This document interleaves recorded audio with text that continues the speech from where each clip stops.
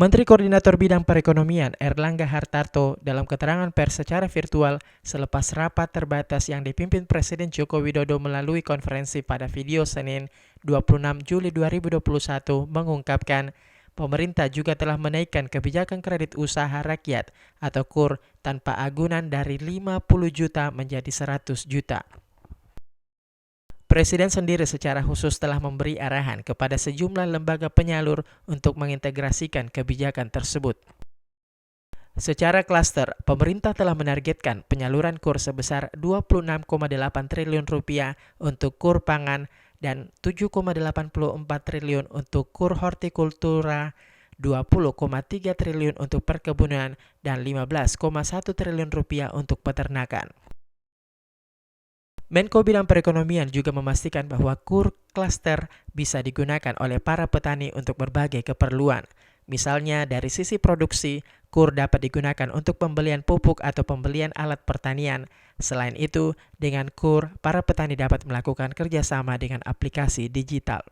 Terbatas tentang kredit usaha rakyat di sektor pertanian dapat kami sampaikan secara keseluruhan bahwa realisasi KUR bulan Januari sampai dengan 25 Juni secara keseluruhan meningkat sebesar 143,14 triliun atau 56,58% dari target tahun 2021 yaitu 253 triliun.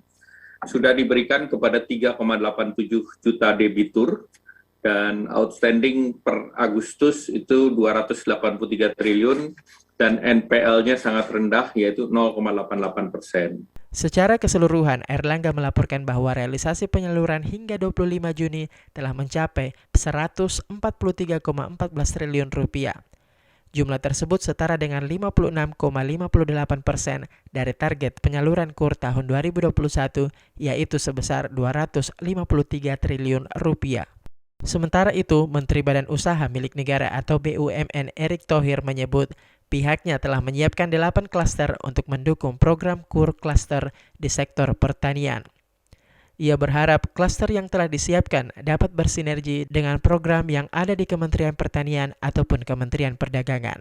Pak Menteri Pertanian, sesuai tadi hasil ratas, saya hanya menambahkan apa yang disampaikan oleh Pak Menko bahwa memang dari kuota KUR tahun 2021 itu untuk Himbara saat ini yang targetnya 253 triliun, tadi yang disampaikan oleh Pak Menko, kami memang menjadi kontributor terbesar yaitu 92% lebih. Dan tentu ini sesuai dengan penugasan yang kami terima.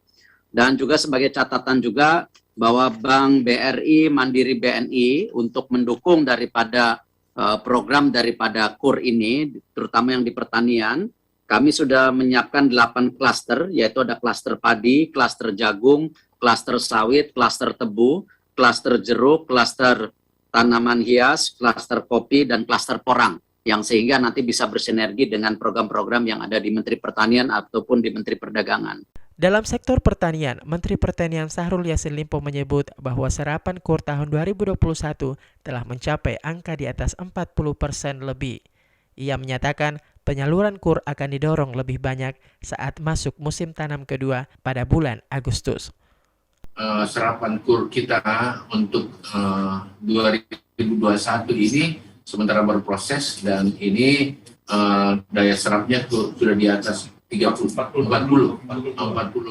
lebih, Bapak. Ini menyelesaikan dengan musim tanam aja. Jadi sudah masuk musim tanam 2 itu pada Agustus dan pada proses itu akan lebih banyak kami dorong. Dan memang kesiapan sesuai perintah Bapak Menko pada kami untuk mempersiapkan korporasi yang dikorporasikan mulai dari hulu sampai hilir, pasca panen dan industrinya sampai dengan marketplace-nya. Ini sementara kami bicarakan bersama Pak Teten juga, Bapak. Jadi Menteri Koperasi, Menteri BUMN, ini akan sama-sama untuk kita lakukan berbagai konsolidasi yang memungkinkan untuk mengefektifkan KUR itu mulai dari hulu